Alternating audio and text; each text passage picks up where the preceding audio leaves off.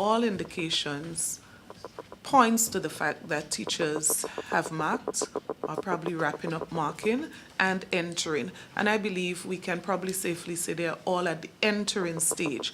President of the Grenada Union of Teachers, Lydon Lewis, says the statements made by Education Minister Emmeline Pear regarding the number of schools submitting SBA grades is questionable. Teachers are in the process of marking the SBAs.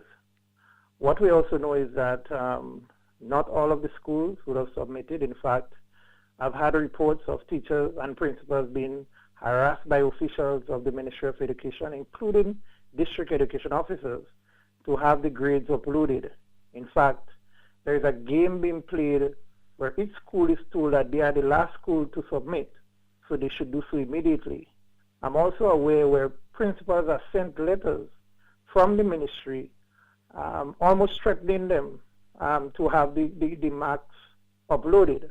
In a telephone interview with Lewis earlier today, he told GBN the data from the schools are not in a state of readiness. We have had several challenges with students and the fact that students give so many problems in having the SBAs completed, and the students must complete in order that the teachers mark and upload these grades.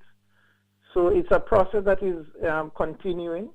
We hold to our position, and we trust that things may work out with the government understanding the teachers' position and doing what they're supposed to do. In relation to the minister's announcement that CXC officials will visit Grenada within a week or two to hold discussions on calls for payment for marking SBAs, Lewis said they are awaiting correspondence from the ministry for that planned visit.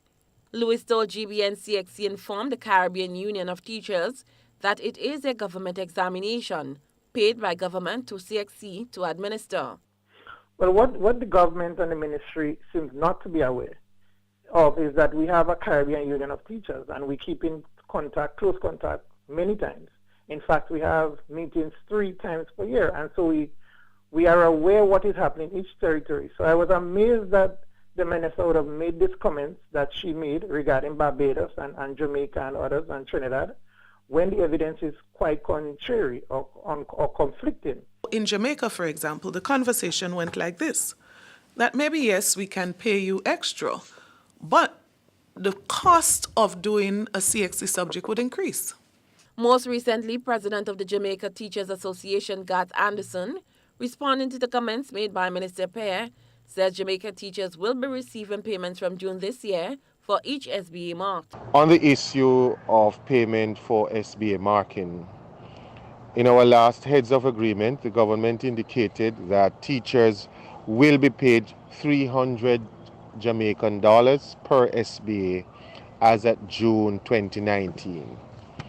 In our discussions and negotiations, we argued that SBA is an external examination, not part of the normal workload for teachers. It's extra work, and so teachers should be compensated for this extra work.